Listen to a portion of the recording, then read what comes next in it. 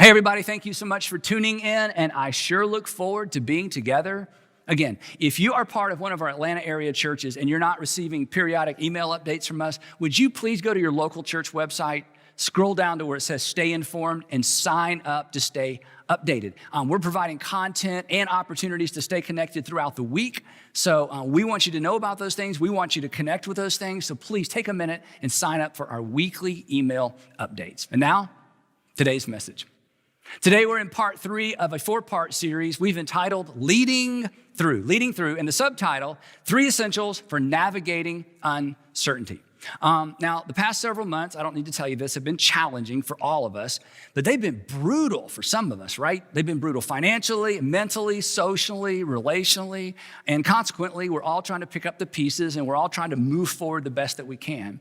But many of us are responsible for helping other people move forward as well. Family members, employees, team members, students. Perhaps you feel responsible for an entire community.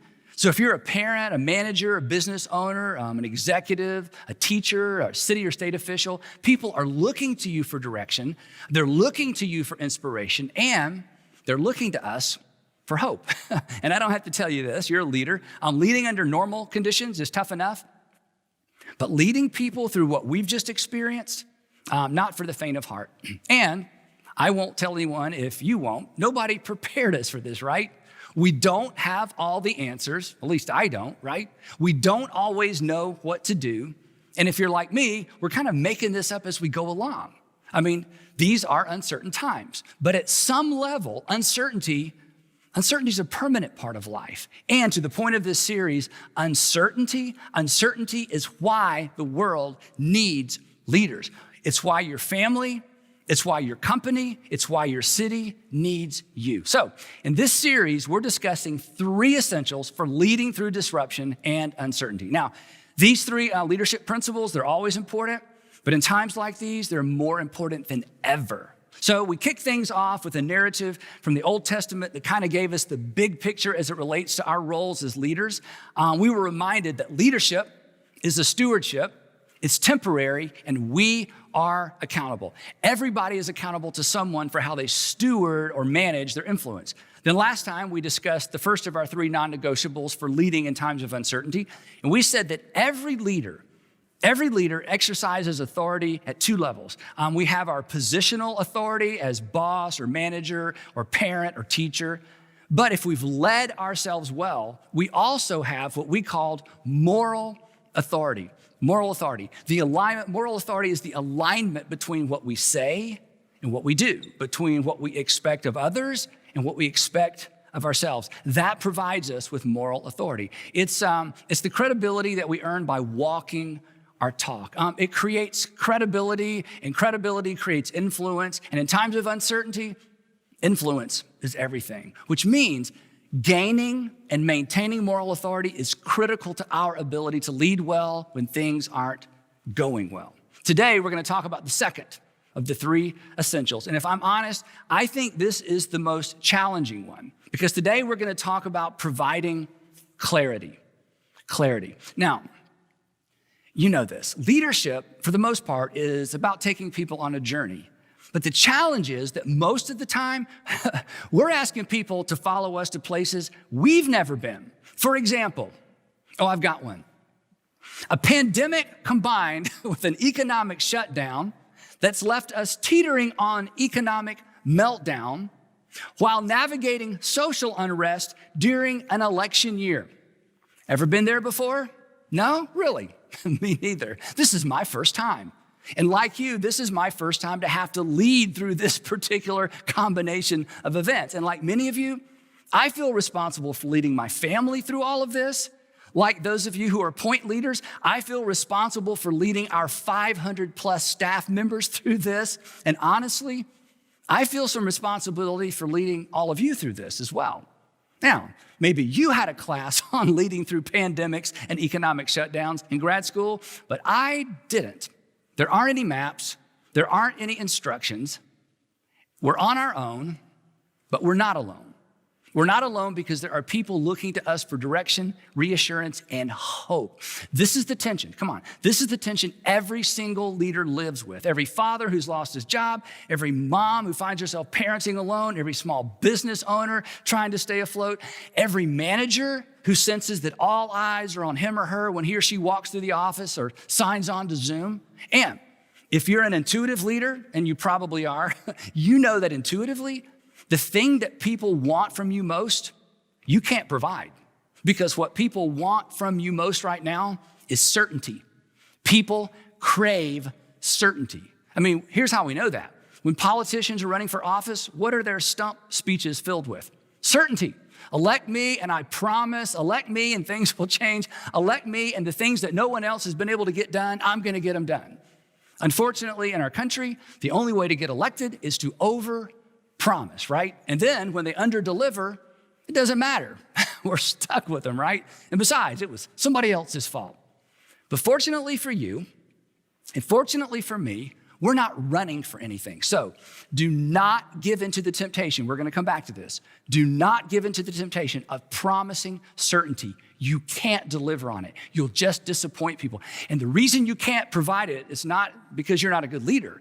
You can't provide certainty because certainty rests in the realm we have no control over, the future. And if you promise it and you don't provide it, you will lose credibility, you'll lose trust, and you will lose influence. And in times of disruption and in times of uncertainty, the worst thing you can do as a leader is lose this dynamic trio. So here's the bottom line for where we're going for the next few minutes. Whereas you cannot provide certainty, you must provide clarity. Parents, leaders, influencers, mayors, senators, you can be uncertain. You can be uncertain, but you cannot afford to be unclear. Our mandate as leaders is to be clear even when things are not certain. Clarity is honest, and clarity, as we're going to discover, is enough. And here's why I say that. Clarity is actually perceived as leadership. Clarity is actually experienced as leadership. Clarity in the midst of uncertainty creates its own influence, its own momentum. In fact, and you've probably experienced this somewhere along the way, in any group, whether it's a family or a business, whoever paints the clearest picture of the future and then provides the clearest instructions on how to get there, they are ultimately viewed or perceived as the leader, because clarity is perceived as leadership. So if you're at the helm of an organization or a department or a work group, you have to be clear to retain your influence. During times of uncertainty, positional leadership, titles, and tenure, they really don't count for much, do they? Clarity wins the day. People crave certainty, but in times of disruption and uncertainty, clarity is the next best thing to certainty. In times of disruption, clarity will suffice. Clarity addresses uncertainty. It doesn't remove it. You can't remove it. But clarity is your best bet for equipping your families, your coworkers, and our communities to navigate it. Clarity says this. Clarity says, I don't know what the future holds, but here's what we're gonna do in the meantime. Clarity says, I don't know what's gonna happen, but we're gonna prepare for whatever happens. Clarity says, here's the plan for now, and we will adjust the plan as circumstances demand. Uncertainty is not your enemy. It's your opportunity. It's our opportunity to lead well. And here's the thing. For some of you, clarity, your clarity will actually establish you as the leader. So be clear even when you're not certain, which, by the way, is most of the time, right? Now, one of my two favorite biblical examples of this principle is found in the book of Joshua. If you grew up in church or you know a bit about the Old Testament, Joshua was the one that followed Moses as the leader of the ancient Hebrew people. The nation of Israel begins landless and lawless. It was a nation of slaves, enslaved by a Pharaoh, but loved and chosen by Yahweh. So, you know the story. God raises up Moses to face down the Pharaoh, let my people go. You remember this story. And finally, Pharaoh said, please go. And then Moses leads the people south to Mount Sinai, where God gives them their law. Then they go north to the land that God had promised them, the promised land. But when they get to the border, they blink, they lose faith. They lose their nerve because there's way too much uncertainty. And so for the next 40 years, Moses is forced to lead the nation of Israel around through the desert. And after pretty much that entire generation dies, the entire generation that originally exited Egypt, after they're gone, Moses again leads the people to the Jordan River, the border between no man's land and the promised land. But here's the problem. By now, Moses is a really old man, and the time had come for him to relinquish his role as point leader. So as the nation prepares to cross the Jordan into the promised land, Moses hands the leadership baton off to Joshua. But there's a really big problem, and the problem is this. The leadership environment had changed dramatically. I mean, Moses had mentored and trained Joshua in the fine art of wandering. Every single leadership lesson that Moses handed down to Joshua, it was all related to successful wandering. For example, wandering 101, follow the cloud. Wandering 201, proper manna etiquette. Wandering 301, snakebite remedies. And it goes on and on and on. So when Joshua took over, the days of wandering were over. This was a new day. It was a brand new leadership context. They were transitioning from wandering to warring, from wandering around to settling down. So as Joshua, imagine this, as Joshua watches Moses, shuffle off to die, he felt completely overwhelmed. I mean, he was responsible for an entire nation, thousands of families. I mean, talk about uncertainty. So it's no wonder that Yahweh, their Lord, spoke these words to Joshua. These were such powerful, reassuring words. Here's what God says to Joshua as he stands there overwhelmed with this new responsibility and all of the uncertainty that came along with it. God said this, "Have I not commanded you, Joshua? Be strong and be courageous." Which I'm tempted to ask, can you really command someone to be strong? And can you command someone to be courageous? Well, apparently so. The implications are this: Joshua, behave courageously, lead courageously. Do not be afraid and do not be discouraged. Again, can you command someone not to be discouraged? Apparently so. To which Joshua probably thought, well, that's easy for you to say, Lord, right? But the reason God told Joshua not to be discouraged was because Joshua was discouraged. And I love the fact that God told Joshua not to be afraid because it's proof that Joshua was in fact afraid. And of course he was. This was new territory. I mean, literally and figuratively, right? Joshua had never done this before. Everything about this situation reeked of uncertainty. But the Lord wasn't through. And this next part would be repeated many centuries later to first century followers of Jesus. And apparently to us 21st century followers as well. This changes everything. For, he says, the reason you can be strong and courageous and the reason you do not have to be discouraged is because the Lord your God will be with you wherever you go. Don't miss this. The basis of Joshua's courage was not his ability to predict or forecast the future. And neither is yours. Moms, dads, owners, operators, the basis of his courage, the foundation of his leadership was the presence of God. Now, what happens next is one of the reasons this is one of my favorite stories as it relates to this principle. What happens next is so instructive. It is so relevant to all of us. Here's what Joshua did next. Look at this.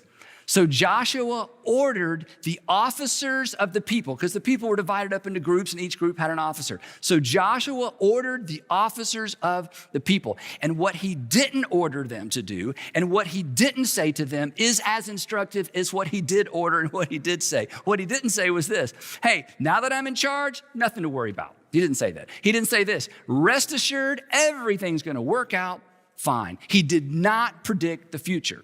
He didn't give them what they wanted, certainty. He knew better. He couldn't provide certainty. So, don't miss this. He provided the next best thing, clarity.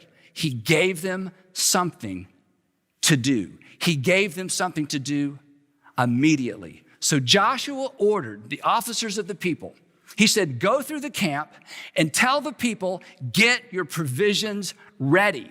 And then he anchored their attention to the next thing they would do and exactly where they would do it. 3 days from now, this is so amazing. 3 days from now, you will cross the Jordan River right here to go in and to take possession of the land the Lord your God is giving you for your own. Now, it does not get any clearer or any more specific than that, right? I mean, it doesn't get any clearer than that. Collect your stuff, pack some lunches. In 3 days, not 1 day, not 2 days, not 4 days. In 3 days, we are crossing the Jordan River, and we are crossing the Jordan River right here. Now, of course, they're thinking, wait a minute, wait. How are we going to get all these people across the Jordan River? Joshua's like, hey, in 3 days, show up right here. We're crossing the river. Yeah, but once we're across the river, what are we going to do then? Hey, 3 days, show up. We're crossing the Jordan River. Our parents and our grandparents said there are giants in the land, to which Joshua would have replied, look, pack your stuff. In 3 days, we're crossing the Jordan River, and we're crossing the Jordan River right here.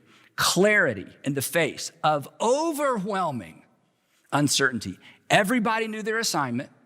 Everybody knew the time frame, and everybody knew what to do next. But nobody knew what was going to happen, including Joshua, including you, right? It's like driving on a deserted road late at night, and the only way to know what's up ahead is to keep driving. It's like driving on a deserted road at night with your headlights on, and the only way to know what's up ahead is to keep moving forward. That's your job. That's my job. My friends, that is leadership. And during times of uncertainty, that kind of clarity is more important than ever because if you are unable, or if you are unwilling to be clear when things are uncertain, you will contribute to the uncertainty. In times of disruption, people need to know that somebody has a plan. And if that somebody is you, give people something to do, give them something to do now, and give them something to do next. Don't pretend. I mean, this is huge. Don't pretend you know more than you do. It's always tempting as a leader to pretend that we know more than we do, right? When people are looking to you for hope, it's always tempting to pretend, right? That's always a mistake. Don't pretend. You're not a leader. You're not a leader because you know everything. Omniscience is not a prerequisite to leadership or parenting, although in parenting, it would certainly come in handy sometimes, right? But clarity is an essential. Be honest and hopeful. Be honest and hopeful. You can be honest about what you don't know and clear at the same time. Besides, the sharp people around you, come on, they're going to know when you're bluffing. Pretend to know more than you do, and you will lose credibility. And again, that's the last thing you want to lose when trying to navigate your family, your community, the folks at work through a season of uncertainty. The truth is, pretending always erodes credibility quicker than admitting you don't know. Pretending always erodes credibility quicker than even admitting that you don't know. Uncertainty exposes a lack of knowledge, but pretending exposes a lack of character. Pretending to know when you don't know is a sign of insecurity. Saying I don't know when you don't know, that's good leadership. In fact, you actually gain rather than lose. And by expressing your lack of certainty, you give the people around you permission to do the same thing. You send them an extremely important message. In this family and this organization, it's okay not to know. It is not okay to pretend to know when you don't. So be honest and hopeful. Be honest and hopeful. Be realistic and reassuring. And be candid and be clear. My brother-in-law is a successful real estate agent here in the Atlanta area, actually a successful broker in the Atlanta area and up around Lake Burton. And his parents, this is amazing. I've known Rob for a long, long time. His parents actually started their company 72 years ago. That's amazing, right? When Rob first got into the business with his parents, his mom gave him some really, really good advice. She said, Rob, never pretend to know more than you do when you're selling a house or showing someone a house. And then she gave him a statement. And I think it's a perfect example of confidence in the face of uncertainty. She said, Rob, when somebody asks you a question and you don't know the answer, get in the habit of saying this: I don't know, but I will certainly find out. I don't know, but I will certainly find out. You see, I will follow a leader who doesn't know, but who is committed to finding out. And so will you. But I'll hesitate to follow someone who pretends to know. So acknowledge the uncertainty and then point to the future with confidence. Say things like this: I don't know right now.